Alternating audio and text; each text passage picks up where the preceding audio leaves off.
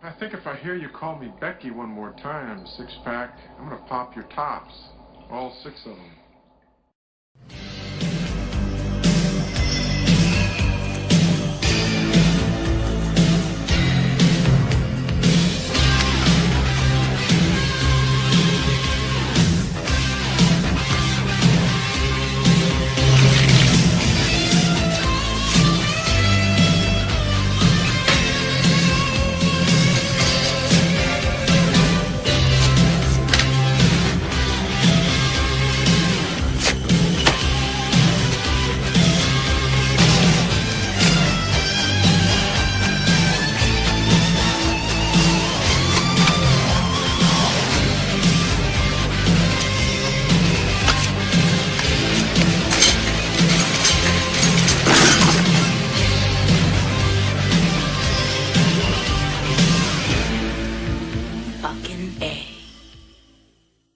Hey, this is Matt once again. Welcome back to another video. This is a PayPal request from Mark Leahy, and it's for the 1989 film Glory. Thank you so much for that. If anyone's ever interested in requesting pretty much any type of videos, you can either do so by joining my Patreon or sending a request directly via my PayPal. The links to both are down in the info box. If not, no worries, but if so, thank you. But Glory is a film I've seen a few times in the past, and it's directed by Ed Zwick, who would go on to direct The Siege with Bruce Willis, among a few other films. Denzel Washington starred in that one. And, of course, about the Civil War. You have Matthew Broderick as a commander, and the setup of the story is that he's a commander in one of the first African-American battalions of the Civil War. And among the men, you have Denzel Washington, who doesn't trust white people. You have Morgan Freeman, who's an older guy who's trying to set Denzel Washington straight. Cary Elwes is a guy who supports Matthew Broderick's character. Now, pretty much is about how these men are dealing with the fact that, you know, they live in a society where they're thought of as slaves, but yet at the same time they're fighting for this country that looks down at them and talks down to them. And I know people say Matthew Broderick was the wrong choice for the role. I thought it was interesting to see him do something different compared to Ferris Bueller's Day Off or other stuff. It was nice to see him stretch his acting muscles a bit. I thought he pulled it off rather well. The other actors, Denzel Washington did a solid job.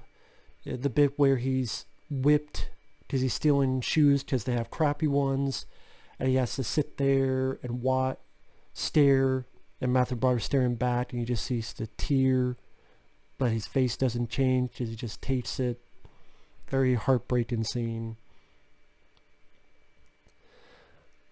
I thought the battles, when they happened, they definitely had a scope and authenticity of the time period. James Horner's score is great. This is definitely one of his best scores, up there with Willow and Aliens and Uncommon Valor. It's definitely an exceptional musical score.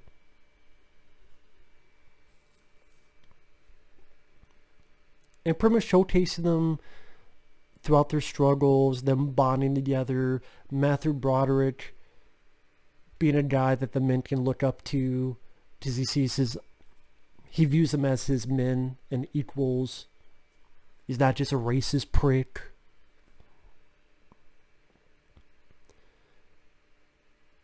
I say, wait, you guys aren't getting paid? Well, no one gets paid. And Matthew Broderick rips his own voucher, money, however you want to put it. He threatens the guy. Matthew Broderick goes in and threatens the guy. He's like, well, my men need shoes. You think it's a joke? And gets his men the shoes. So it was nice to see the rapport and the buildup of both trust and friendship among all these characters. It was good to see all these actors together, like Denzel Washington and Morgan Freeman and Matthew Broderick, Cary Elwes. And in the score, the battle scenes, again, it looked authentic. There's definitely, I said, a scope to it.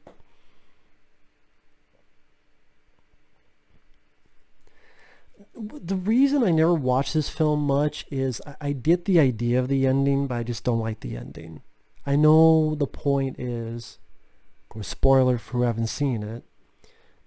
The title, glory, courage, sacrifice, and it's a fucking downer of an ending where they go in the final battle. Even before that, Broderick lets his horse go as if he knows it's going to be the last day he's going to live, let alone look at the ocean. So he lets his horse go at this battle where Matthew Broderick goes up, he gets shot. Then Denzel's like, come on, and gets the flag, and then he gets shot. And it's really rousing music when they're going up, and they seem to be doing well. Then they get to the top, and they're just fucking done like dinner. And part of you's like, well, I don't hate the film because it's a well-made picture. You know, showcasing how these men were both black and white could view each other as equals and fight for a common cause, and definitely utilize courage in crazy times. And yeah, that's what glory is. It's such that they didn't even win the fight. I mean, they didn't even win the battle, at least based on the film. But I mean, that does happen. I mean, it's more realistic, to be fair. It's just, it comes down to taste. And whether it's real or not, whether it's not how it really happened, I mean, because if it's based on a true event, I can't really blame them for sticking to it. What, I don't go, then a fucking unicorn comes down, shoots out rainbows out of his ass, and got rid of the Confederate army.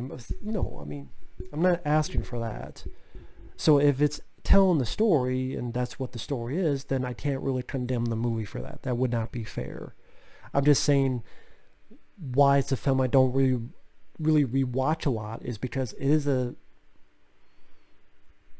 a way, some go, well, it's not a downer ending because it's, you know, honor and glory and courage and sacrifice. But to me, I'm like, it's a downer ending because they all died and I liked them and they didn't even win the fucking fight, and I have a different headspace compared to others. What can I say?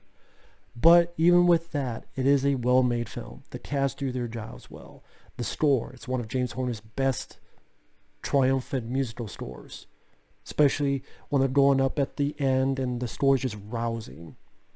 And you could tell why the score was used in many movie trailers after this came out. The authenticity of the clothing, and again, the battles, the interaction of the characters, they all worked well together.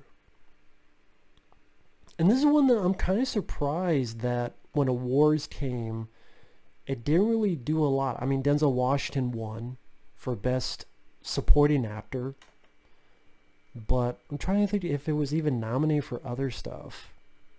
I should have looked this up before, because it seems like something that would be a shoo-in to be nominated for Best Picture, Best Music.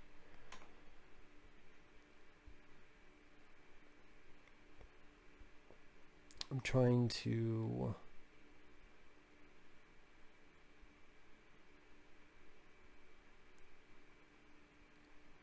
Let's see.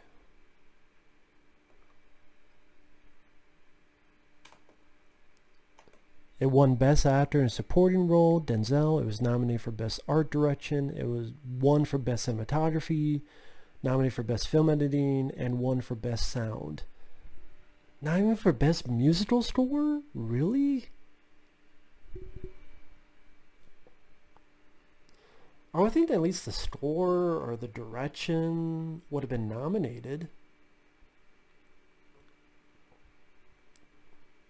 Okay.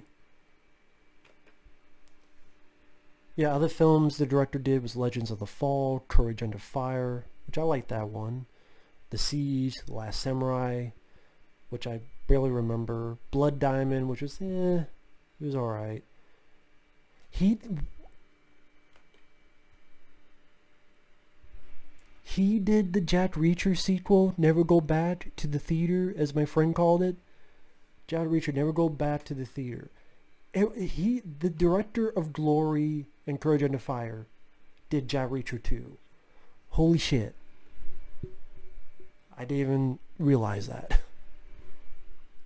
But if you like movies about the Civil War, you want a movie that has some really good acting, beautiful score, a good cast of actors, and you're really in the Civil War mood, I know that's a weird way to put it, this is a good one. I would easily say this is one of the best movies dealing with the Civil War, because you don't have a lot of movies that concentrate on that story about the African American battalions. And I didn't. People say Matthew Broderick didn't fit. I thought he did well.